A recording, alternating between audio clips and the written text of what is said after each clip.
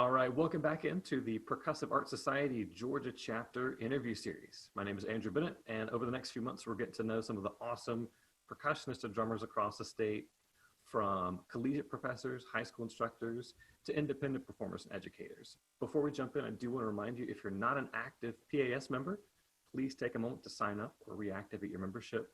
And if you are watching this before about mid-November of 2020, don't forget we do have PASIC coming up. It's a virtual event this year, but there's still gonna be a lot of cool stuff on there. So sign up, that way you can enjoy all that material.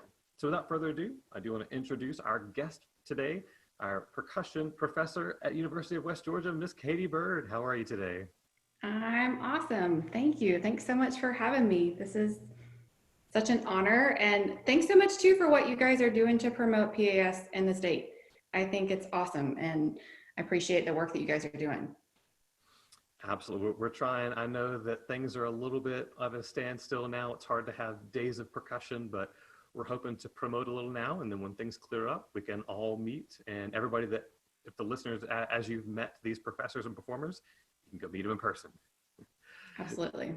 So we will go ahead and dive in. The first question is just going to be, we want to hear a little bit about your background, how you got started, if there was any influential figures or experiences, and then just up through your college experience as well.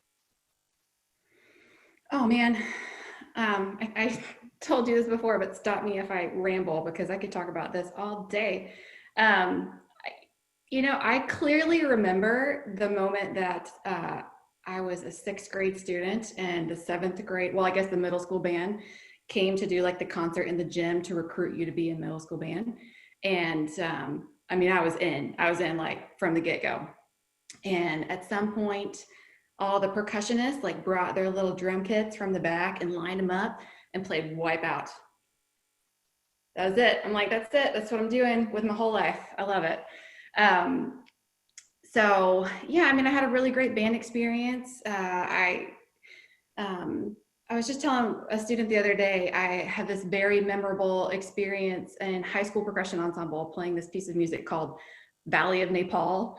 Like a little roll-off piece, but it was in 7/4, and I thought it was so cool. And I remember I think that was the first time I really practiced, and I was really into a piece of music, and I was just so excited to go to rehearsal. And so yeah, from the get-go, like the idea that you could do that for your job every day, I'm in all day.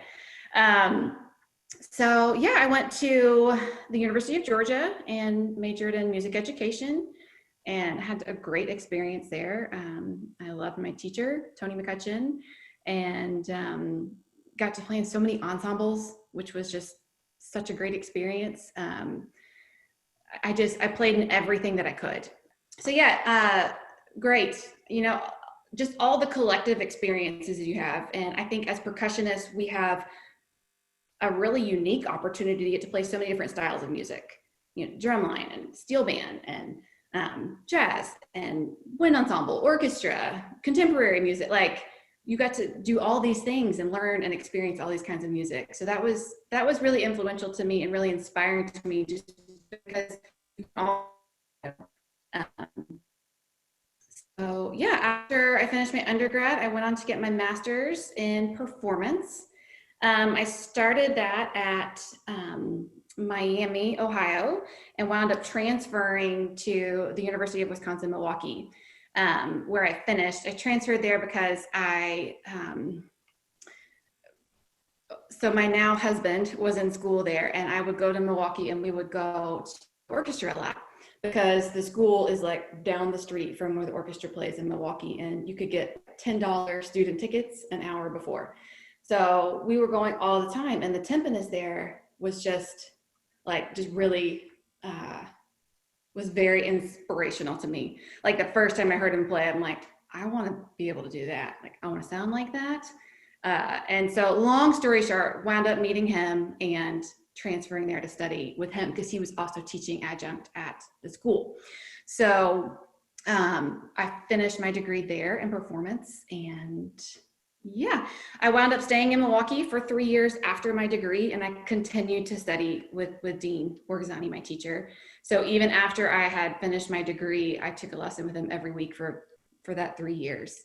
And that was a really just sort of fundamental time in my life, in my playing. Like it was just an intense time of practice and focus on music.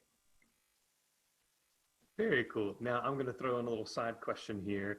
And I know Yeah. this is kind of the worst question for percussionists. It's going to be like asking who your favorite kid is. If you could get hired to play either one instrument or one setting, somebody would just put you on retainer forever, and you had to choose one. Is there a one thing that you would choose as like this would make me happy every day? Timpani. Okay. Not our question. Yes. Okay. Like if I could play timpani in an orchestra every day, not that I don't love my current job and my current students, but if I could just play timpani, yeah, that's the instrument where I just feel, this sounds so cheesy to say, I feel at home on that instrument, but it just feels comfortable. Yeah, timpani. That's my favorite kid. Excellent. And I agree. I was the same way for many years. I was going to go through my doctorate as a timpanist and go play for the London Phil. That doesn't work out, but still love timpani. And I can remember what drew me to it. Is there anything particular, maybe as you were growing up, that drew you toward timpani as like, that's the thing to do? Not particularly, because it wasn't really until my master's. It wasn't until I heard Dean play and I was just floored at what that contributed to the orchestra. And what I've come to learn is like, I love that timpani is just sort of this bridge between the whole orchestra and the percussion section. Like it's so rhythmic, but it's so connected to all the other players. And I just love being a part of that collaborative experience. And it's just big and strong and like it's just such a beautiful instrument. I totally agree. And for anyone who hasn't had the experience of playing with a larger orchestra, a lot of times the timpanist is kind of next to the line of the string bass players. And like you said, you're the perfect bridge. You play a lot with the bass, but you're still in the percussion section. And that is really cool. I hadn't actually thought of it that way until you said that. That's a really cool perspective. Appreciate that. Yeah, I had a really good relationship like in my graduate school orchestra with a tuba player. Like he sat like right in front of me here, you know, and just like that was probably my first experience really communicating with another player on that level, just sort of like listening to pitch that much while you're focusing on rhythm. So yeah, awesome experience. Excellent. So we've seen you through school, fallen in love with percussion, got your undergrad, got your master's, and now you're the professor at West Georgia. Now, is there anything that kind of came in between there? And then if you want to go ahead and talk a little bit about teaching at West Georgia, your experience, how you got the job, just anything fun to do with that. So yeah, there was a little gap in there. Like I said, we stayed in Milwaukee for 3 years after school. And I started working at Starbucks and practicing. And about, 6 months into that, I got a job at the Milwaukee Youth Symphony Orchestra. And so I worked there and practiced and subbed a little bit in the orchestra there, which is great. That was a really great period. I got to do a lot of different things. That's when I started the steel band, Calypso. And that was through the youth orchestra, but it was also in partnership with the city school. So that was like my first experience with any kind of grant writing and starting a program. And so yeah, that kind of back to what I was talking about in my undergrad. It was just really, I was so fortunate that I got to do so many different things. You know, I'm working with kids and I'm doing steel band. Every now and then I would get to sub with the Milwaukee Symphony and play these huge pieces of music. And then there was a lot of practice in between those things too. And I was teaching like high school drumline. So different things. Okay, so that was the period in Milwaukee. And then we moved to Athens. We did that because my husband was going to go get his doctorate there. And so that whole period of my life, I was just freelancing. I was teaching, playing like anywhere that would have me, which was a great experience too. I was doing middle school, high school, church gigs, anything, all kinds of stuff. So yeah, that was 3 years. And then we moved here in 2011. So I've now been here, this is my 10th year at UWG. Very cool. Congratulations. That's a big deal to be in any kind of job for 10 years, but particularly being a professor, being able to be in the same school for 10 years. I think that's a cool time when you start to see the program becomes like your baby instead of you kind of come in and you hope that you can do what maybe somebody before you did. So that's really, really cool. Absolutely. Yeah, you've got to be patient. I've told a lot of people, like, it's going to be at least a cycle of students before it feels like it's your program. So 4 years, but in college it can be more than 4 years sometimes. Like, at least like until all the students started with you, that to me was when it started to feel like, okay, this is my studio, this is my program. Absolutely. Now, do you feel there's any big changes that you've made over the time there that you can see now, or is this still like, are you just kind of following I know there's not a standard collegiate path, but just tell us a little about your stamp on West Georgia. Yeah. Okay. Well, we've had a huge emphasis in percussion ensemble. That's a big part of our program. And we were actually just invited to perform at the GMEA in-service conference, which was really exciting for us and a little scary because of the current rehearsal situation. But so percussion ensemble has definitely been at the heart of our program. And other than that, also drumline. So I teach the drumline at West Georgia too. And I am really happy that I get to do that because I feel like those experiences are really connected, and having a good drumline experience, I think, is really important for, all percussionists, but music education majors especially. And that's primarily our students, our music education majors. So yeah, all those things just combined with, we've really been working on acquiring nice equipment, and we've been really fortunate to have some good instruments. So just kind of, slow and steady, like building the rep that we're playing, building the instruments that we have, trying to make, each concert better than the last.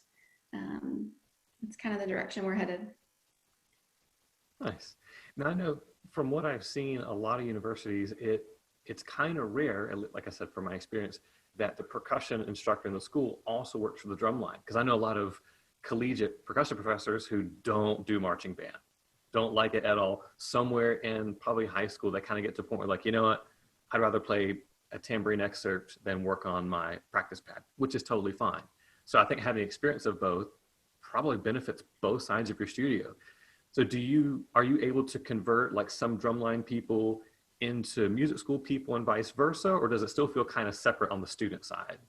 No, and I know what you're saying, because I have been at schools where it does feel like that, but I have a ton of overlap with students. So I really encourage all of, especially like I said, the music ed majors to play in drumline as many years as they can, but really all students, because I'm like, it's just a fun way to play and move your hands, and you're going to be doing this probably in some aspects, so it's good to get that experience.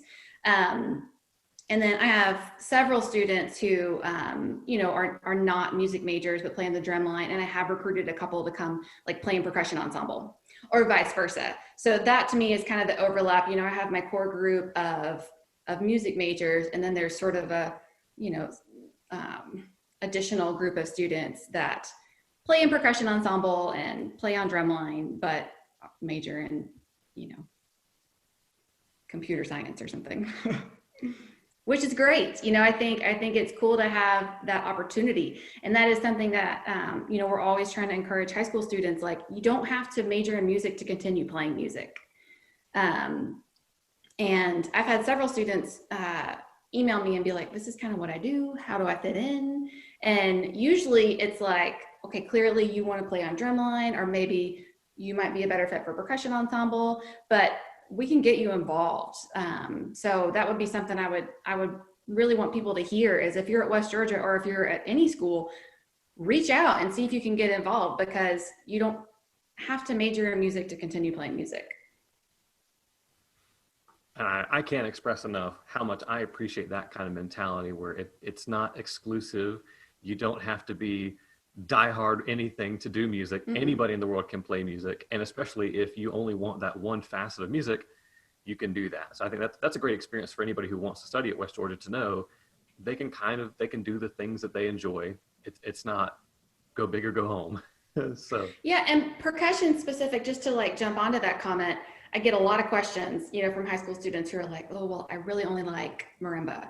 Do I have to play XYZ? I'm like, well, if you major in music, yeah, you do. But if you just want to come play a percussion ensemble, if you're best at marimba, I'll put you there. Like, I'm not going to make you play something that, you don't feel comfortable with or you won't be your best at. So I guess that would be my biggest message is don't be intimidated. Just reach out and see and give it a try. that's awesome. Yeah. So that kind of leads, my next question is dealing with students who want to, normally as a senior, maybe a junior, you start touring college campuses to figure out where I want to go to school. And with quarantine, COVID, everything, it's a little difficult to do that right now. So in all of this over the past few months, how have things changed for you there? And is there maybe one good positive that's come from all of this? Oh gosh. The short answer is yeah, sure. There's always a positive. There's been so much change. It's hard to even know where to start. I know that this is probably you and everybody else, but it just really has made me personally and professionally reevaluate. Like, it's just like you hit this pause button and then you're like, okay, instead of thinking about changing things based on how we've always done it, let's just start from scratch. Like, if these are our givens, if this is what we have and this is our goal, how do we want to get there? And for me, it's really been about being super flexible and about prioritizing. And sometimes that means hard choices. Some things have had to go so that other things can happen. Specifically talking about recruiting. So that's been one aspect that, it's challenging because we're always welcoming students on campus. Like, if you're interested in percussion at West Georgia, come to a rehearsal, like come to our concert, I'll give you a lesson, like come by whenever. That's not super doable right now. But you could always email me. You can follow us on Instagram. We're at UWG Percussion, and we try to keep some updates there. So we're trying to reach out in different ways. We're trying to do some recording projects. So we have some content so people can go to. As far as teaching my students some positives, there are definitely some things that I will keep. Like, there are some practices and things that we've put into place that I'm like, this is probably better than what we were doing before. I started the semester with my applied students doing hybrid lessons. So every other week we were either in person or then virtual. And part of the reason I wanted to do that was to just establish a better system for doing the virtual lessons in case that ever becomes a necessity again. But honestly, it's nice to have that if someone's sick or something comes up. It's really nice to have that as an option. And in the spring, it was so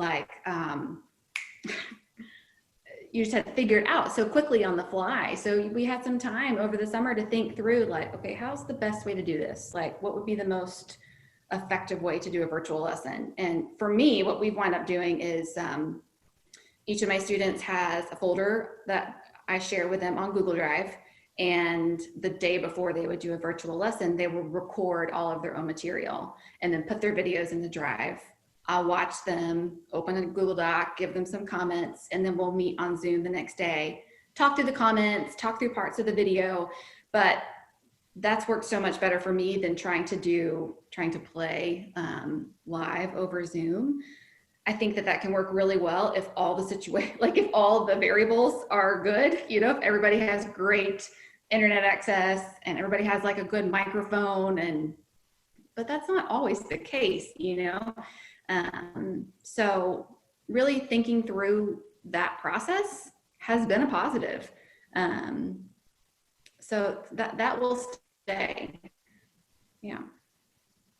Very also cool. Just sorry to interrupt you. I No. sounded like I was done, but the ability to do things like this, to jump on and meet people, around the state, or I had my teacher from Milwaukee do a Zoom studio class with my students. Obviously I'm not going to ask him to come to Carrollton from Milwaukee, but he was happy to jump on Zoom for an hour. And I don't know that I ever would have thought about that before. And that sounds kind of silly now that I wouldn't have considered that, like the tools were there, but I think it's definitely pushed me out of my comfort zone technology wise, which is a good thing.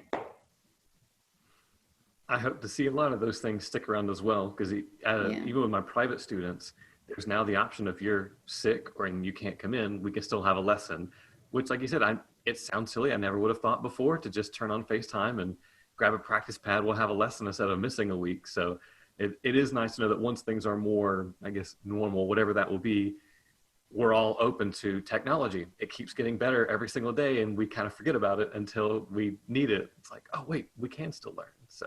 Yeah, and if you don't push yourself to do something different, you just won't.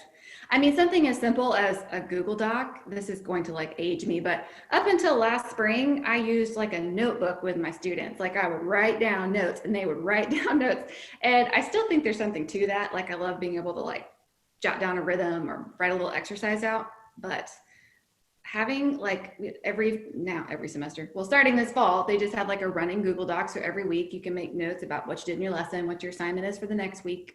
If they have questions during the week, they can put it in there. So then when you get to your lesson, it's like, you always forget what you want to ask your teacher. Well, it's right there. Like, these are the things that I had trouble with, or I wanted to ask you.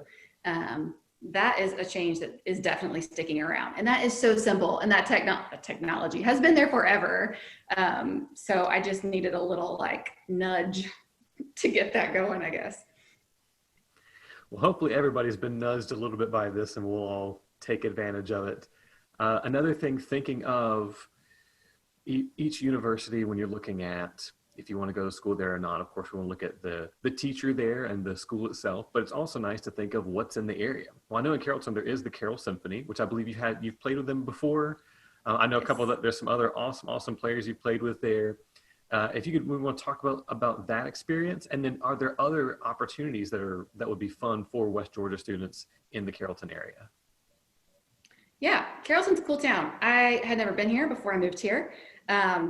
But we've loved it here. It's a nice sized town. Like, it's accessible enough and big enough that there are things, but it's not crowded and there's not like crazy traffic. And there's a pretty cool art scene in Carrollton. There's a lot of ways to be active here. Like, we have a green belt around our city, like a 16-mile, I think, loop around the whole city. So you can bike or run or walk. And it's an interesting vibe here. We really like it. And I really like all of our students. I feel like all of our students are, I hate to generalize all of our students. The vibe of our students is like super down to earth. They're hardworking. They're like nice kids. Like, my studio is not, I like to hope that, they put each other. There's a good hang factor there, I guess is what I'm trying to say. And I think that's important.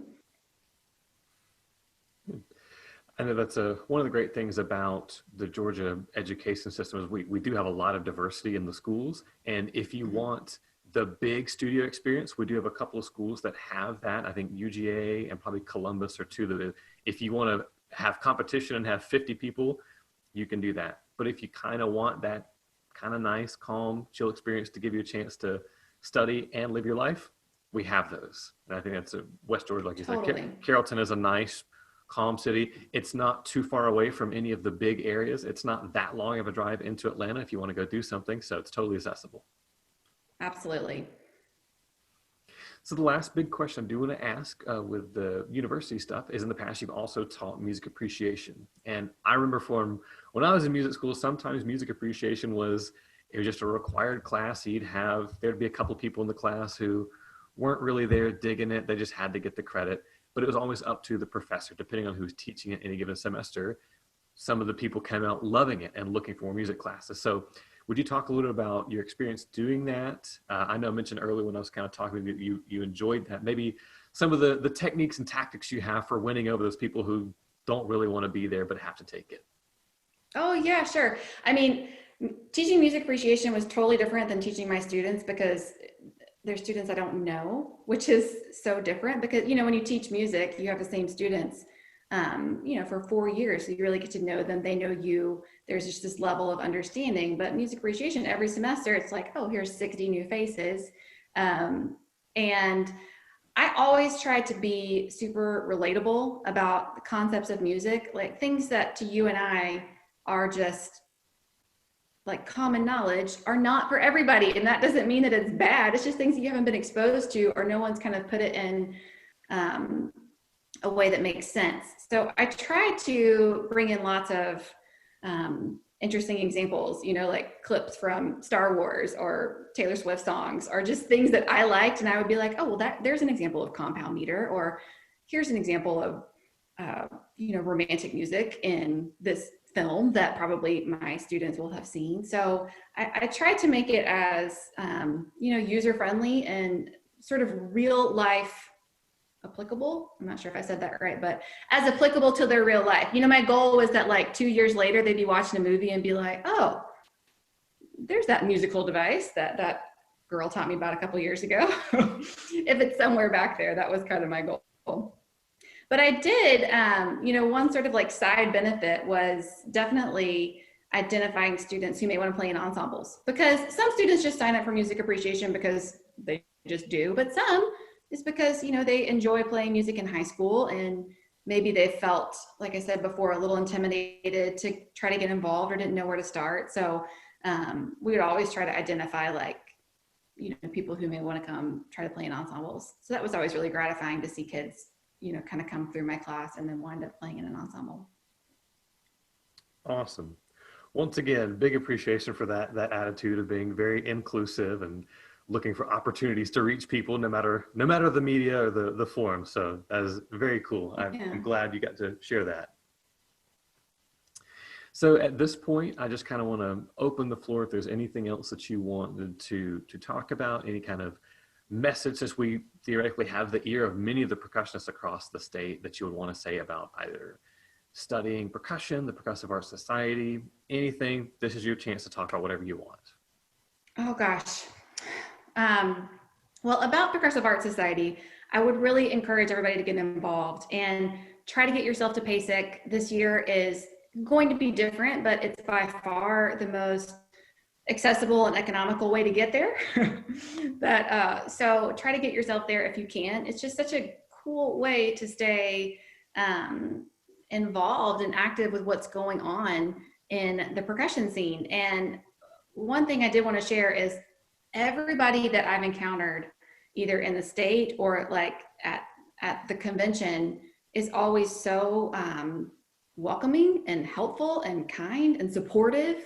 Like, I think that's something that I don't know that it's like that in all other instruments. I'm not trying to like talk bad about any other instruments, but I think percussionists are really good about being supportive colleagues. I will never ever forget when I was an undergrad walking through the exhibit hall, and I ran into my teacher who was there. I said, oh, Mark Ford's over there. That's Mark Ford. And he was like, oh, well, you should say hey. I'm like, I'm not going to say hey to Mark Ford. And he was like, yeah, come on, I'll introduce you. I'm like, okay.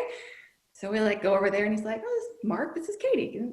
And then he said, she's playing Polaris. And he's like, well, why don't you just play a little bit of it? Sure, I'll just play a little bit of Polaris for Mark Ford right here in front of all the people in this hall. But I mean, he was so cool and so helpful. And I think that, man, almost everybody in the state that I've talked to is on board with that. So many of my colleagues and friends are all just like, yeah, what are you up to? What could we do together? How could we promote this? And so I just, like I said earlier, I really commend you guys for trying to promote it, and anything that I could do, personally, or the school, we would always be on board to help get that going. Awesome. Again, very well-spoken stuff, very, very appropriate. I think some of this harkens back to what you were saying earlier about percussion is so vast. There isn't one way to do percussion. Whereas with a lot of other instruments, if you play one particular instrument, even though there's a lot of styles, you still all play that one instrument. Well, you can meet 20 percussionists who all have different specialties, meaning they can all work together. None of us are really competing for the same gig. Exactly. Even when we kind of have the same gig. I mean, I have, colleagues who teach at universities who I will readily admit are stronger, maybe marimba players than me. So I would have no problem asking them a question, or, hey, how would you play this? Or how would you teach this? And I think, you know, staying humble in general, I think is a good tip for learning.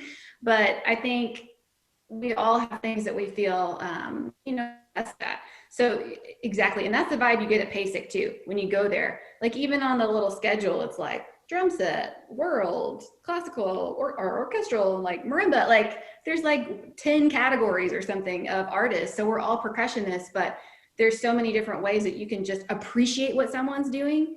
You know, like I'll go to a drum set clinic and I'm like, wow, like I'm a percussionist and I can play drum set, but I can't do that. Like I can't imagine doing that because they've spent, you know, hours and years of their life doing that specific craft. So I think it's cool to know enough to appreciate something, but not at all feel like competitive about stuff.